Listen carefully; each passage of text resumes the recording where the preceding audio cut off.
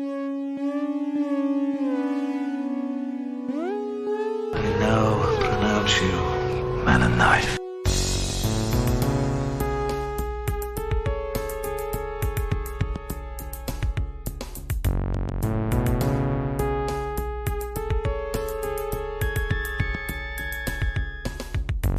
See, we working on his brow chakra. We're just in back of the crown chakra.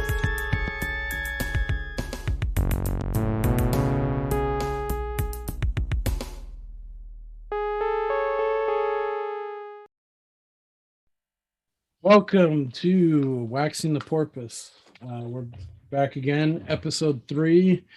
I know we teased it last week, and it's going to be evident when you download the episode, but we are talking about Blade Runner.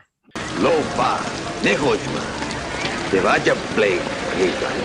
say you Blade Runner. Tell him I'm eating. This is a first-time watch, as it goes without saying, for Steve. You got your host, Jim G-Baby, G-String, my co-host, Steve. So it's getting right into it. Blade Runner. Great movie or the greatest movie? To borrow one of my favorite Steve-isms. Well, first of all, it's good to see you again, Jim. Hope all is well. Yeah. I also hope you're sitting down because it was a pretty big meh for me. I think it's sort of unfair looking back on this fucking movie 40 years old. Is that right? Yeah.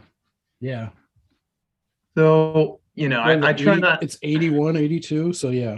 82. So I try not to go into these things too overly cynical, but also not too rosy, looking for the positive in anything. But I'm sure at the time this was like a big deal, visually and all that. But for me, I feel like it was a little kind of overly stylized, right? Like it was so reliant on the style more than the story, and the story was all right. Like I would have enjoyed more of the story versus like how much fucking fake rain can you have? Well, that's supposed to be indicative of climate change, and the non-politicized brand, but just like the decay and the over industrialization of the planet, because it's LA, it's always dark and it's rainy there, so that's supposed to be a signifier of this is how fucked up everything is. That makes me hate it more. Okay. Oh, and 2019 is when it takes place. Hilarious. Yeah. Yeah, I mean, the cinematography or whatever. Yeah, I felt it was a little much for the story itself, but there were some cool parts about it. I really enjoyed, what's his name, Rutger Hauer. I thought he did a good job. I tried looking up his IMDb, didn't recognize a goddamn thing on there, but he seemed familiar. So I'm not sure what I might recognize him from, but yeah, I thought his character was super cool. Harrison Ford, fine, serviceable. I find him to be kind of clunky of a dude, but yeah. So, well, I guess we should back up a little bit because you mentioned before I watched it, you directed me to a certain version of it because there's multiple, right? Do you want to explain that? Yeah. So you watched on Netflix or HBO Max? They took it off Prime 2 days ago, I guess, but luckily I was able to watch it on HBO Max. And the one I watched was the final cut. Final cut. Okay. Yeah, that's the definitive version, Ridley Scott's stamp, even though they did a director's cut back in 92. He still wasn't able, because of studio interference, he wasn't able to do everything that he wanted to do. So it's kind of a misnomer that one was the director's cut, and that's why this one is the final cut. But yeah, there's multiple versions. Honestly, they're all very similar, but the biggest difference from the original, the OG theatrical cut, and the one that you watched is, so fuck spoilers, like we've said with other ones. I mean, this one's 40 years old. If you haven't seen it and you're listening, you can go fuck if you get mad. But Yeah. so the end of Final Cut, refresh my memory too, because so he gets away, or it implies that he's going to get away with Rachel, Shang Yun's character, and then it just hits, it rolls credits. Yeah. Like they're in the hotel or the stairwell by the elevator, and then he sees that fucking origami shit, and then they turn and it roll credits. Yeah. Okay, so in the OG, it shows them like they reuse stock footage from another film, and I can't remember what the fuck it is. It's gonna make me mad because I should know this as like a huge fan of this, but they reuse stock footage from something else, and it shows them like driving on this like really green, like picturesque, like valley highway where there's lots of green. So it's like in complete contrast to like LA, the way that we see it in the film. And they just made it really happy, like because of studio interference, they wanted them to be like a happy ending with Harrison Ford and Rachel like escaping and living out their lives. Interesting. That would have totally saved the movie for me. Really? No, I'm just kidding. Oh, okay. I was just thinking about that. My wife fucks with me all the time because I want to trust people so much. I'm like really gullible. Like anytime someone tells me something, I just take it at face value. Like just now, I was like, really? Like, of course not. You hated this fucking movie. That's not gonna save the happy ending. I wouldn't say I hated it. I just felt like, I don't know. I'm not. I mean, you know the types of movies I like. I'm not super into the symbolism or any of that horse shit. Like I kind of just like a good movie. And maybe you could help me because I was trying to think of like another type of movie that's really kind of stylized like that I enjoyed, because if I did enjoy it, it would probably be because it balanced that with like a really compelling story, where I kind of felt like this story was a little just, I mean, it was okay, but I feel like I said earlier, they leaned pretty hard on the style versus developing like a really cool story. Like it was just kind of like, oh yeah, he's got to track these people down, find them. He finds them, kills them. And yeah, like when what's his name, Rutger Hauer dies, fucking Dove and his little speech. I'm like, all right, I get it. You're human. We're all human. But are we? Yeah, I can't even tell you how many times I checked I hit the button on the remote to be like, how much longer we got on here? I was watching it for a little bit, like, all right, we've got to be at least an hour halfway through this bitch. And I click it and it's like 32 minutes. Like, oh God, we got a long ways to go. Damn. I want to recommend Blade Runner 2049 to you, but that movie is like 2 hours and 52 minutes long. So Christ. So is that like a remake or is it a sequel or? No, it's a full-on, it's a straight across sequel. It's really fucking good too. Okay, so Harrison Ford's in it, Rachel's in it, I assume. I'm not going to spoil anything in case we ever cover it for you, or in case you want to watch it on your own volition. Yeah, I can't wait. Well, how about this? So, are you familiar? No, that's with, okay. I mean, just knowing that it's a continuation of the story. I mean, maybe I should watch it so it has like a modern context to it versus, I mean, 82 is so long ago. I can only imagine what it was like seeing that movie then versus me watching it now. It's funny you say that because it bombed pretty hard when it first came out. And wow, I didn't find I can't imagine why.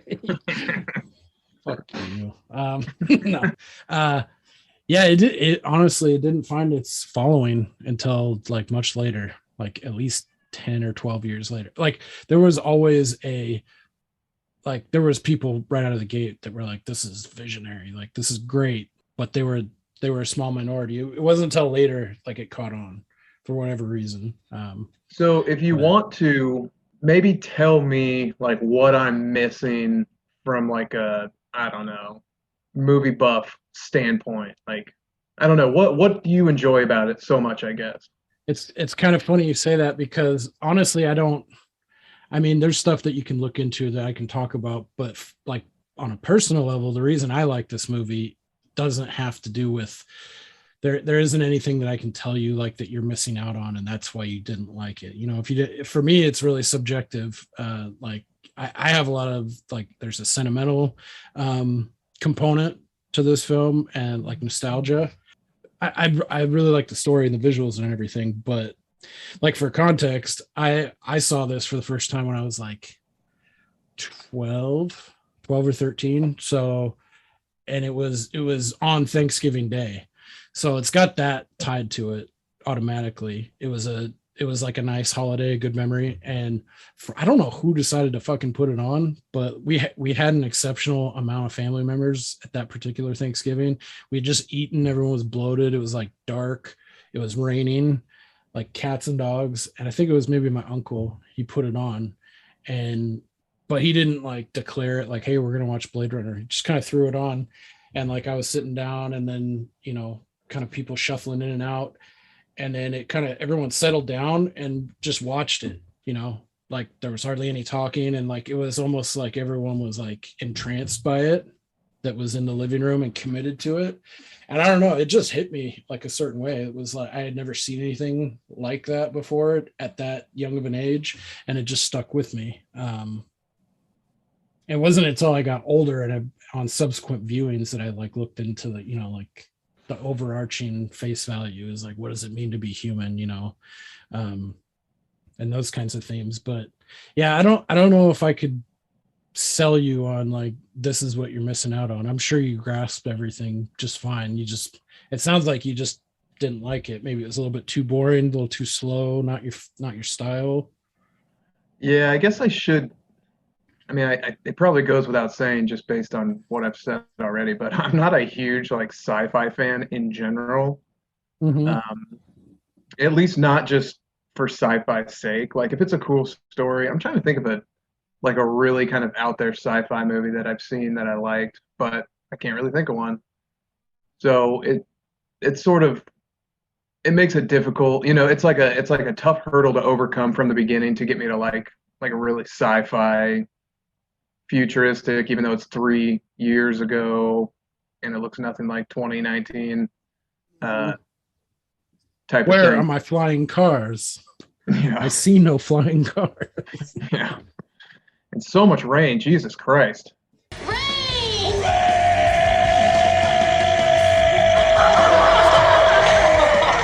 Yeah, there's a fuck ton of rain. So yeah, like, I think that's part of this is like trying to get you out into those deep waters and, you know, get you into some more things like that. Maybe you'll latch on. I think I had a false sense of hope with your reaction to The Prestige.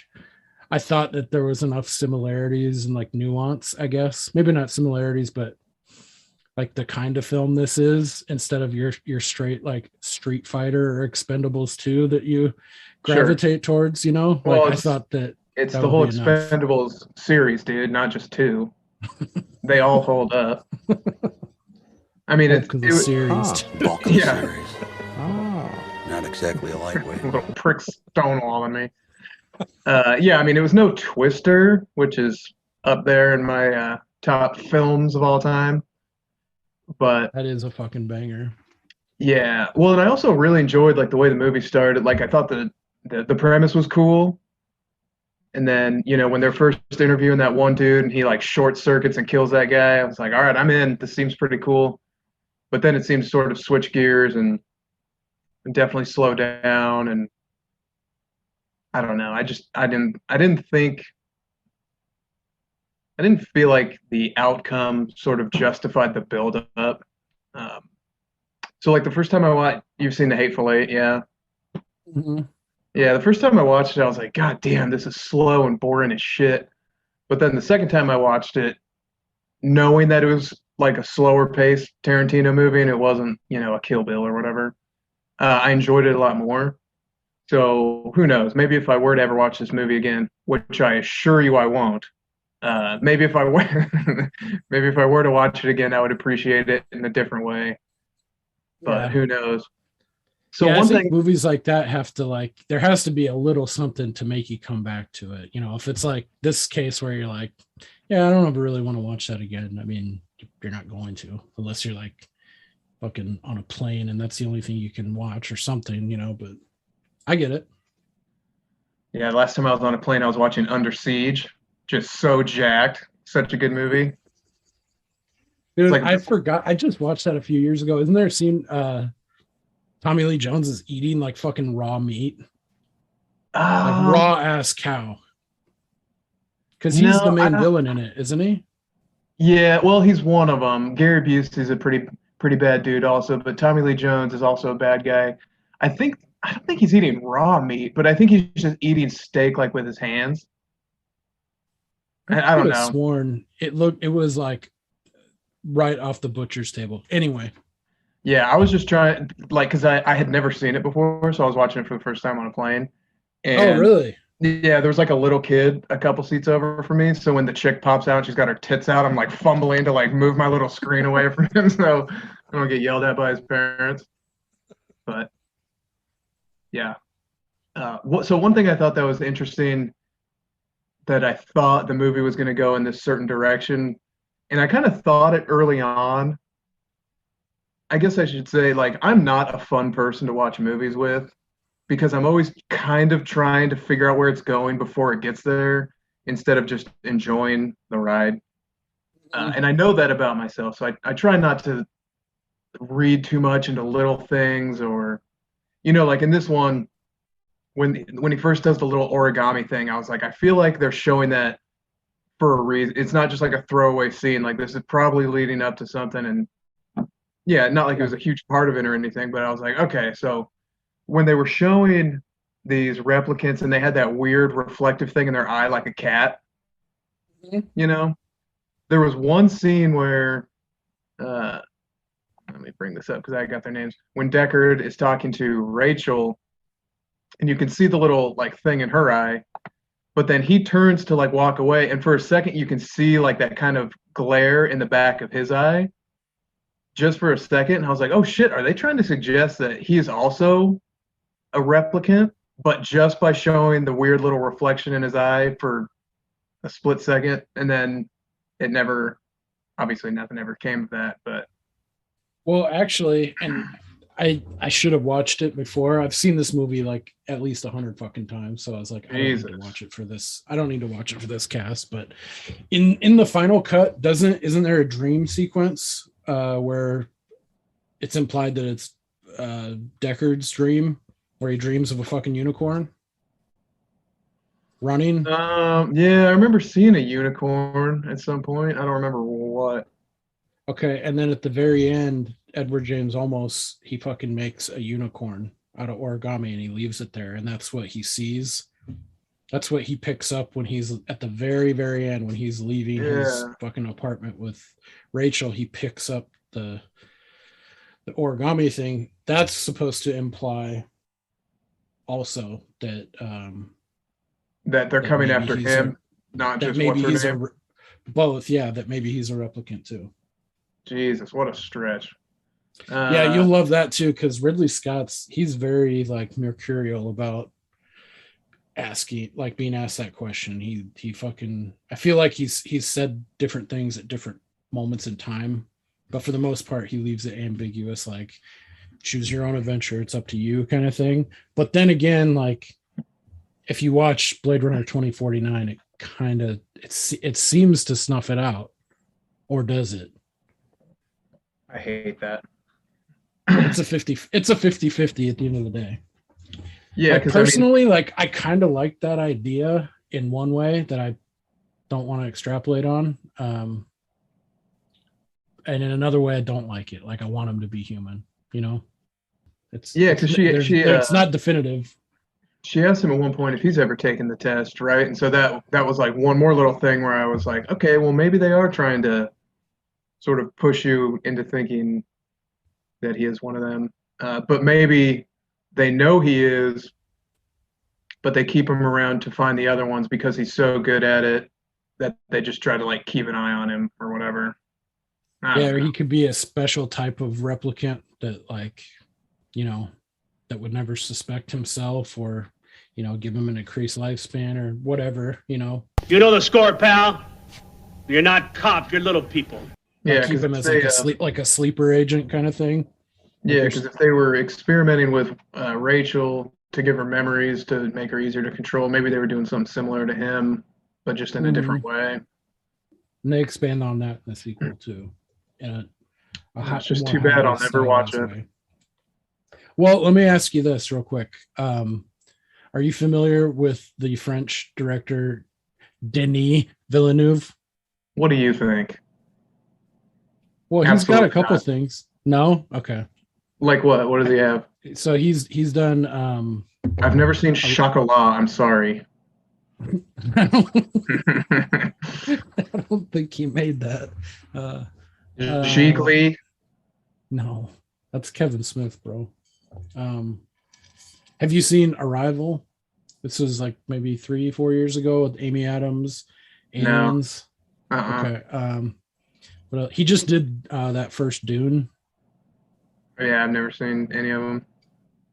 Okay. Or he did the Dune reboot that just came out last year. He made a really good flick with fucking Hugh Jackman and Jake Gyllenhaal called Prisoners. Oh, I heard about it. I haven't seen it. I heard it was pretty dark, and it sounded that'd be more up your alley because it's like a true crime bent. It's a fictional story, but it's like it's rooted in the real, and it's got a revenge taste to it. I was gonna say it's like a kidnapping revenge kind of thing. Yeah, it's satisfying. How does it stack up to similar films such as Taken? It's no Taken. The fuck you took for the banner. Yeah. Wait. Honestly, I don't remember anything from Taken except the obligatory the fucking phone call. I will hunt you. But that scene right at the beginning, like when they're going to the airport and he fucks that dude up, and when he takes his head and he bounces it off the top of the car hood or the roof of the car. I love that fucking part. That's all I can remember from that movie. But no, Prisoners is very good. Anyway, if you ever did watch it, it has the bones of the original Blade Runner. The dude who Denis Villeneuve, he's like a virtuoso like director. He takes it like to another fucking level. And there's a lot of people that are like, fuck Blade Runner 1, it's boring as shit. 2049 is dope. And then vice versa. And then there's people like me that I think they're both great in their own right. Well, then maybe I will watch it.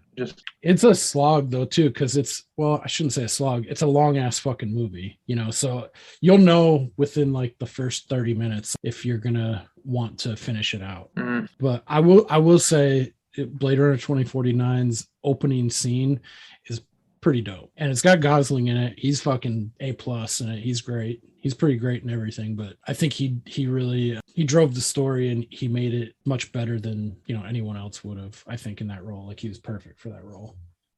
Did you ever watch The Believer? Didn't I lend that to you for like 3.5 years and you never watched it? And then just handed it back to me. Like, here you go, man. I didn't watch this. Here. Yeah. Yeah. Thanks for trying. Yeah. It's a good one. I liked it. Yeah, that was a good one. I mean, for as big as the movie buff as I am, there's a ton of shit and like embarrassing like classics I haven't seen. Like I've never seen fucking Casablanca. I get shit for that from some people. Yeah, there's a lot of stuff. God, I think even I've seen that. Get your shit together. Yeah, I think I have. Hey, one thing I wanted to go back to too, how you're talking about, you're not really a big fan of like sci-fi and shit. I get that too. I mean, for me, that side of it was like I used to hate anything made before like 1968 or 1970, like just anything old. I'm just like, I don't want to fucking see it, like it's boring. And then as I got older, I dipped my toe in that water, and there was a couple of things that really like, I was like, holy shit. Like it blew my mind that people could be like that forward thinking, or there could be that much substance in like an older film. Just me being jaded and like a product of our generation, but specifically like Westerns, I was like, fuck Westerns, man. And then I saw High Plains Drifter with Eastwood, and then I watched, what's the first one of the Man with No Name trilogy? I can't believe I'm drawing a blank. The Good, Bad, and the Ugly is the third one for a few dollars more, or Fistful of Dollars. That was the second Western I ever saw, and I was like, dude, this is fucking real dope. So then I'm not into Westerns, but I can dig a good Western, you know. I mean, Tombstone is a Western, but that's like a Hollywood. It's like a 90s action movie, you know. I put that up there alongside, you know, like Under Siege and like Die Hard and things like that, you know. But like actual true Westerns, like from Clint Eastwood's era are really great. But I always thought those were lame. So who knows? Maybe, you know, try out a couple other sci-fis like from the 80s or 90s might pique your interest. But yeah, my grandpa used to watch Westerns all the time, and it's like he would just put them on and take a nap immediately. So I always kind of always associate them with just being like boring, kind of trudging along. But I think he would do like more John Wayne Westerns, not like, you know, the badass like Clint Eastwood Westerns. And I don't think I've seen any of those. You should, dude. There was one, I can't remember. Clint Eastwood's films are dope. There's a couple really old movies that I've liked. I liked 12 Angry Men a lot. That was good. And then speaking of sci-fi, I finally thought of one sci-fi movie I liked. And I might be confusing it with a different one, but it's an old, like, black and white, really shitty effects. I think it's The Day the Earth Stood Still, but I might be confusing it with something else where, you know, this, like, alien comes and, God, I can't, I'll have to look it up later, but it's not War of the Worlds, is it? No, I don't think so. Who knows? I might be confusing it with something else, but did you have any other fun tidbits about symbolism in Blade Runner, or was it pretty much just rain? Why are there so many Japanese people in LA? What's happening? I think that's to just show like the homogenization of the world, like globalization has just like pushed beyond the dam, you know, and so just to illustrate the fact that everything's mixed up, you know, everything's a cultural stew. That seems like you see all like. That seems like the opposite. It seems like the opposite of what's happening there. You know. What do you mean? Like, I feel like if they wanted to show like a more multicultural world, everybody would not be Japanese or whatever. I don't know if they're specifically Japanese, but that's what the language looked like. I think it's Chinese. Well, are you Chinese or Japanese? No, I'm from Laos. I got there's a fun tidbit about Edward James Olmos' character. He's the one who does the origami, right? Yeah, he plays Gaff. So he got the script and he immediately started doing like super deep, like he bought into that like globalization, like the homogenization of cultures. He bought into that like hook, line, and sinker. So even before he got cast for the role, like officially, he immediately started doing like deep research and shit on like, you know what Esperanto is? Is that like a dead language or something? Kinda. It's like a quasi language. I don't think that's right, but it's like a patchwork, a pastiche. If you,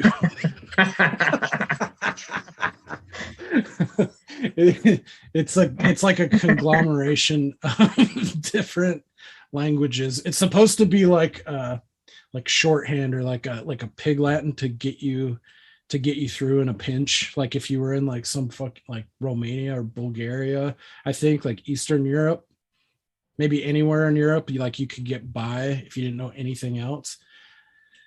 I'm probably butchering that definition, but it's basically it's like 6+ different languages all mixed together. So it's kind of like it's like its own thing, like a Spanglish borrowing. Yeah, like you could you could kind of get by speaking little parts of multiple languages.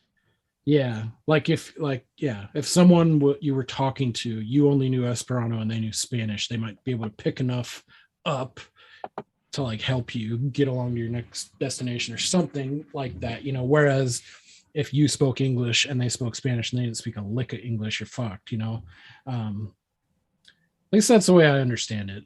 I'm probably off base for sure on a little bit of it, but that's the crux the way I understood it. But anyway, he fucking dove deep into that. And then so he added some other things to like spice it up and make it like fucking like Esperanto plus. So that's what he's speaking. They call it city speak within the movie universe, a Blade Runner. So that's why the whole time you can't understand anything he's fucking saying. He speaks city speak. But I thought it was like he took, I don't know, that's kind of fringing on like method acting, kind of thing. Like it's not like he spoke that off camera and shit with his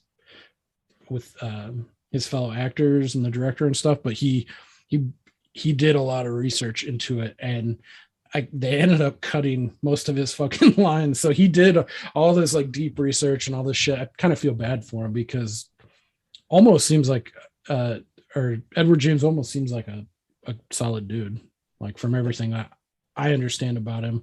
Like he's like a good dude and he's like dedicated to his craft, and they left like 90% of his lines on the cutting room floor.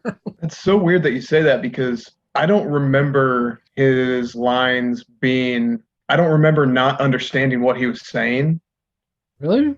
Yeah, I mean, well, so I did watch it with captions on. I like to watch movies with the captions on just so I don't miss little things. Maybe they like translated it and I didn't even realize that what I was reading didn't match what I was hearing. But I don't remember thinking like, what the fuck gibberish is this guy speaking? It's not like Farmer Fran in Waterboy, like where it's just nonsense. I did look up. Yeah, Esperanto. The definition is it says it's the world's most widely spoken constructed international auxiliary language. So obviously that's what you meant to say. It was intended to be a universal second language for international communication, or the international language, if you will. So the exact opposite of a dead language. Yeah. Well, I feel like it's not like used very often. Maybe it is. I mean, fuck. You just don't hear about it very often, like being employed. Like, oh no, it's cool. I speak Esperanto. We'll be fine. Yeah, jibber jabber. Daryl Hannah's character is absolutely atrocious to look at. That was painful. Yeah. I think they actually spray painted like a line over her eyes. Like she just closed her eyelids and they just went. I believe that. Yeah, and at the end too, like I think they cleaned it up in the final cut, but like in the original cut, they couldn't get, like she couldn't do it, and they couldn't find anyone to nail that fucking like triple Lutz cow octuple end over end flip thing she does. So they had to get a dude to do it. And it's in the earlier versions of the film, it's very clearly a dude in fucking spandex and that haircut making all those flips and shit. Oh, weird. Yeah. I guess that dude too, like Ridley Scott hired this guy and he made him do it like fucking 38 times, that like 8 flips and crash into the wall. And they paid him like $500. Like, thanks, man. Stunt guys. That's a hard dollar to turn. And then also the gal who plays Zora, the gal with the snake, the stripper. Yeah. When she crashes through all the glass and shit, when she gets murked. Yeah. They digitally altered it in the final cut, but the original cut, you can see him jumping through glass. Is very clearly a fucking dude in like a ugly ass red wig, and it doesn't look good. Knock the shit out your ugly. Yeah, I wish they would have digitally altered it to be a more interesting character. Oh, speaking of that, that's one of my favorite Harrison Ford moments in this movie, when he goes to braise Zora, the gal with the snake, the stripper. Yeah. And he does that weird like affectation to his voice. He's like, I'm here with the United Variety of Art. Like, yeah, what I'm talking about. What a talent. I liked it. And then he kind of trails off, like, and he starts talking normal like this, like to her. I just thought that was really weird. And it's like he's playing head games, like he's fucking with these replicants because they're not like fully developed like a human, you know, because they only have that 4-year lifespan. That part always intrigued me. Like, why is he using that voice? What's my motivation? I like that part though. I thought it was funny how he starts talking all nasally and like a nerd, and then he just trails back into like the normal way he's talking. I was like, what is that choice about? I found myself asking that a lot. Well, you know, there's another thing. It's kind of infamous at this point too, but Harrison Ford did not have a lot of fun on this picture. Why is that? It was all night shoots. And he's soaking fucking wet the whole time. Yeah, there's and all the smoke and the fog. So back in those days, they were using shit that was like not like on the up and up, and it was like, you know, if you were in a enclosed room, like the scene where they go to that old the eye specialist, the genetic eye guy. Yeah. James Hong. Chewie or whatever his name is. Yeah, Hannibal Chew. Or no, that's not his fucking name. That's from Pacific Rim. His name's Chew. But yeah, that room, when it's there to insinuate that it's like a fucking cryogenic, you know, and it's freezing, they were just like pumping like fucking smoke and like fog, and you couldn't be in there for more than like 30 minutes without like feeling super lightheaded and dizzy and shit. So there was just fog machines going 24/7, and they were filming at night. So like from like midnight to like 4 a.m, and then just pissing rain. And he didn't get along with Ridley Scott like at all. So yeah, I think it comes through, you know. I wonder if it smelled like those fog machines at like laser tag, you know, if you go to a sick metal show and you're standing too close to it. Dude, that shit is like caustic if you breathe it for too long. Yeah, it's a very specific smell for sure. What else has Ridley Scott? Go ahead. What else has Ridley Scott done? I'm not familiar with him or her and their work. Throw him up on the Google machine. We'll see how good I can get. Or be. He did. Fuck. I'm a pretty big Ridley Scott fan, so I should be able to rattle off a few better than this. I think his first like major picture was Alien, and then I think his next film was Blade Runner. Immediately, like maybe a year or two after production on Blade Runner. What's the difference between, like, I know this is going to be a stupid fucking question. I see he's got credits for producing and directing. What's the difference? I've asked myself that too, but I think in my heart only of hearts, in the past. It's only in the past few years I've like, okay, that's what a producer does. I think they're more like hands off, and they're just like they're hands off, like more so like artistically. They're more like a functionary of like keeping the production rolling. They're like an ops person. Or are they just like set? Are they just money people? Because weren't the Weinstein No, not brothers? strictly. I think they can be. They can be very hands off, and like they just want a producer credit, and then they're the facilitators to the money men, is what it seems like to me. Selling the picture or like getting distribution and like all the background shit. Like not so much, but other producers can be more involved in like a film's like creative decisions and artistic decisions, but primarily the way I understand it is like they're responsible for access, like a pipeline to securing money and working with the studios, and then kind of like channeling between the studio and the director. And that's where like, studio interference comes in, because they're the financiers. And if they're like a movie doesn't test well, or if they don't think something's going to play well, they're the one writing the check, so they can influence the director. But in this situation, like with Ridley Scott, like he's a very hard-headed director, and he's like, this is the film that I was, signed on to film. I'm going to make my film. So like in this particular movie, like there's so much like lore on like the making of the film, which is really interesting to me too. It adds a lot of replay value, is how much of a struggle it was for Ridley Scott to make this film. And he's not the easiest director either, because he's like one of these guys that he shoots a shitload of film, and that's just, you're burning money. Like that's the most expensive part, when he's doing like 20 takes, 30, 40 takes of each scene, you know. But is that different now that it's all digital? Like, because when it was actual film, I have to imagine it was exponentially more expensive. By the way, I imagine I can feel people's eyes rolling into the back of their head as we try to figure out what a director is versus what a producer is. Because this fucking guy has 153 producer credits, including Gladiator. Awesome. And then, you know, some other directed shit. Gladiator. Well, this says he's a God damn it, I still don't know. And then 50-something director credits. That's my cat. Yeah, he's done a shit ton of stuff. It says Gladiator 2 is coming out, so that's cool.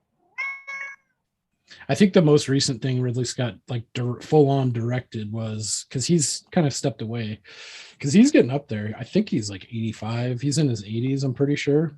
But the last thing he just directed last year was, The Last Duel with Adam Driver, Matt Damon, and Ben Affleck. And I thought it was fucking great. It was really good. It's not I feel quite like I heard it was good. Yeah, it's not full throttle like Braveheart, like medieval shit, but it's got some fucking brutal scenes. And the last duel of the film, The Last Duel, is pretty fucking savage. It's like, it feels very realistic. Like it feels like those dudes were like actually going at it, like with heavy armor and like the blood and like just the savagery of it. But that film's kind of weird. It's like cut up into 3 parts, and it's told from 3 different vantage points. So it's like you're watching 45 minutes of a movie 3 different times from a slightly different angle and a slightly different narrative. It's really good too, though. But yeah, I think before that, the last thing he directed was Alien Covenant or Prometheus. Which I really like those too, but I'm seeing a bunch of stuff for him, but yeah, he stayed pretty active, like on the producer side, like, you know, just involved with filmmaking and things like that. He's got his own production company. It's called, what is it called? Scott Free is his production company.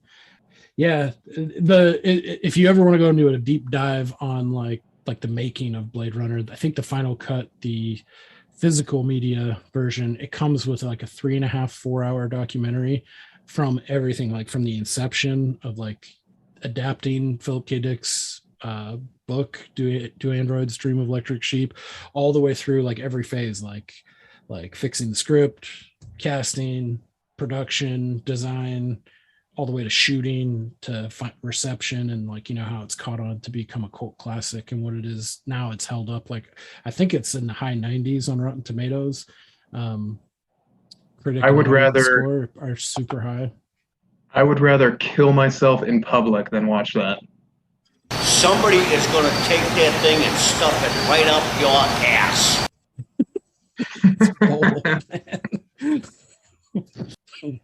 What the fuck was that? What was that from? That Cuffy on YouTube. Oh, go fuck yourself. 12-year-old. It had a lot going against the film, so it's even more of like a testament to like how well it's done and like later on, and it's found, you know, this cult following, and I feel like, you know, justified in everything that went into it, because I think greatest film or great film, this is a great film. To me, it's depending on the day, it's in my top 5, top 10, depending on the day if you ask me, of all time. Wow, that's bold.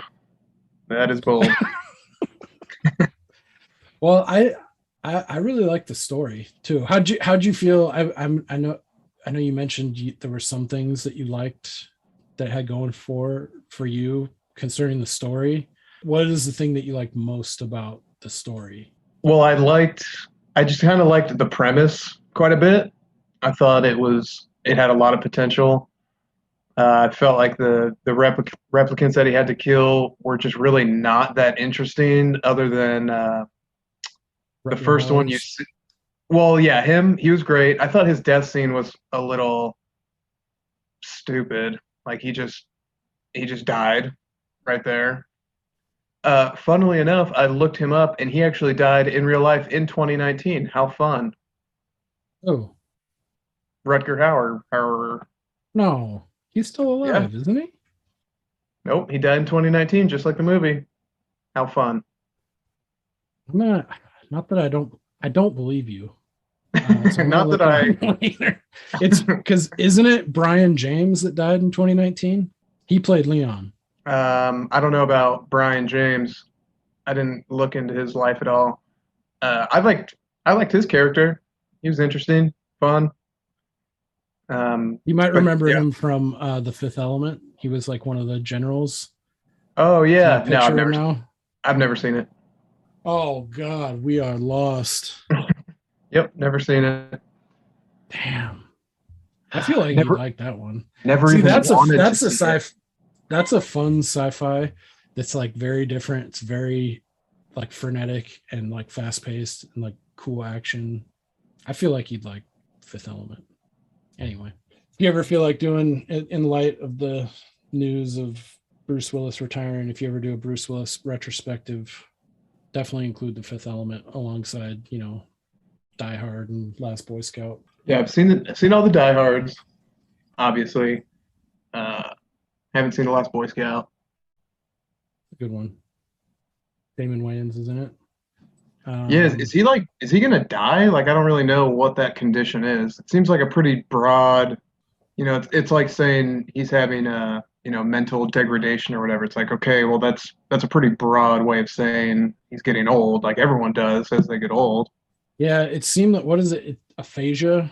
Yeah. It seemed like it kind of bleeds and shares a little bit with like dementia or like Alzheimer's to me. Maybe. Yeah, just like a cognitive decline. But when I first read it, I was like, what the fuck's aphasia? And it's like specifically the inability to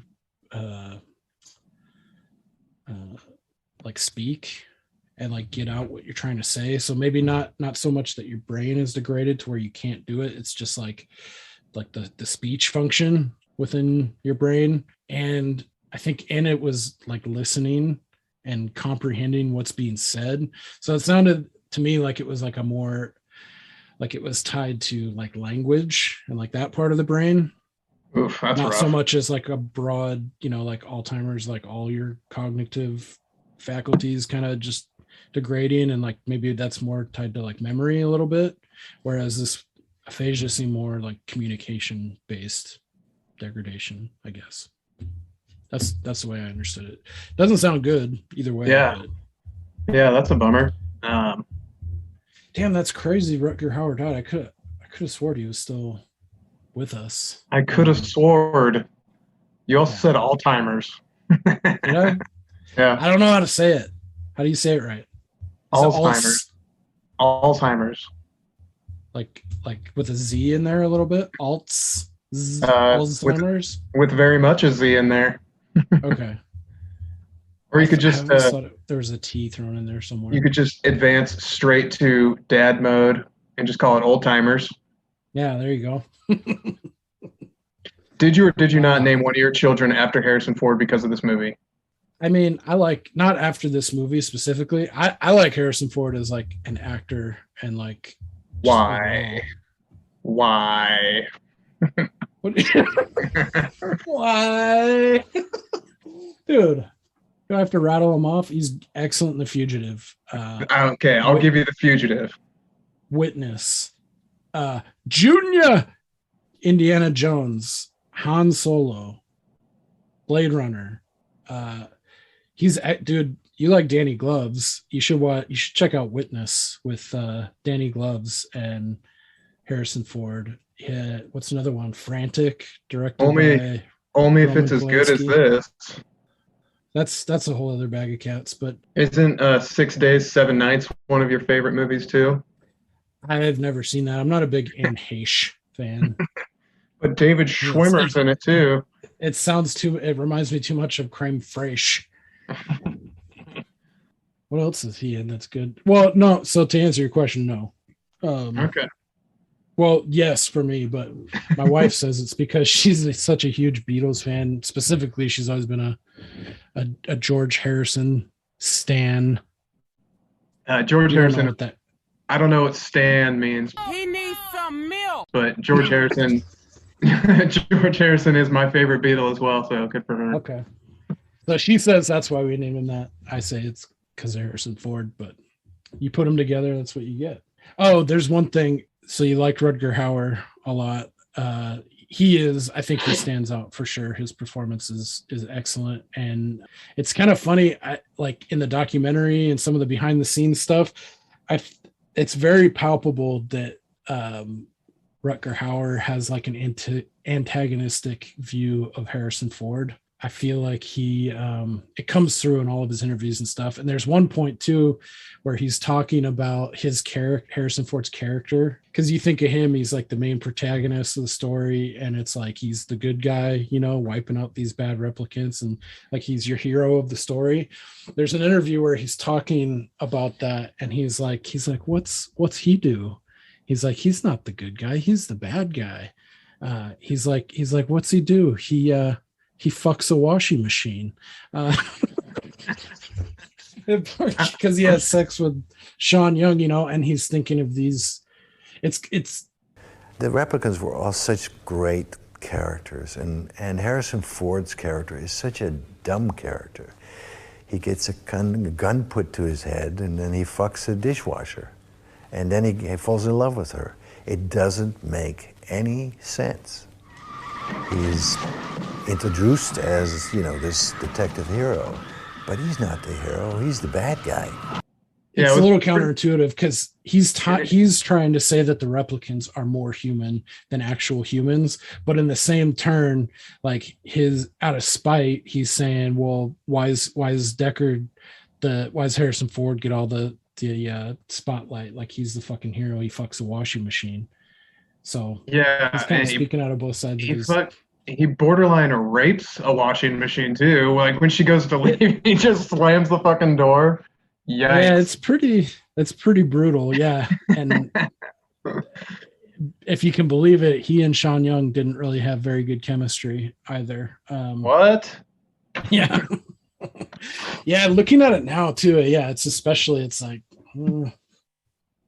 he's not really putting the moves on her. He's like just moving on her. Yeah, this is happening. Yeah. I think it's an old Bill Cosby quote where he's like, either we fucking or I'm fucking. Oh man. And a banana cognac, bitch. I've seen things you people wouldn't believe. All right. Yeah, that's been fun. Well, I'm glad you watched it at least, even though you didn't enjoy it. I was hoping there was a glimmer of hope after your endorsement of The Prestige. I was like, maybe you will. We'll see, but can't all be winners. Yeah, I was also hoping this one was going to be entertaining, but you can't win them all. I was really hoping I could watch it on like 1.5 speed, like a slow podcast, just kind of zip it up, but it's all right. All right. I'll try to do better next time. You'll probably never watch 2049. You're a Gosling guy, aren't you? You like Gosling? I mean, I guess. I don't know. I can't I would even really say think if you like him a lot, I think you'll get something out of it. I can't really even think of anything else he's been in that I've seen, honestly. You never seen Drive? These are all stupid questions when I ask you, have you ever seen this fucking movie? It's the whole point of this podcast, but you haven't seen Drive? No.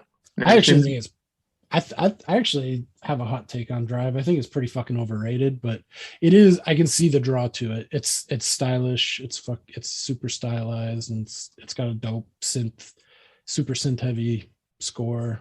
But I mean, he is good in it. Yeah, he's been in quite a few. Yeah, I've games that are never pretty dope. never seen The Notebook. Oh, boy. Yeah, I'm coming up empty on other stuff he's been in. I like The Believer. You had three Yeah, and a half man. years to watch it, and you never did. Yeah, I'll have to add that to my list too. All right. This is Any this is final? my list. This is my list of movies I'm never gonna watch. Yeah. Oh yeah, I'll have to add it to the old list. All right. You have any final thoughts on Blade Runner? No, Nada? just glad it's over. Throw it Looking on the forward- ground. Looking forward to the next steaming pile of shit you recommend.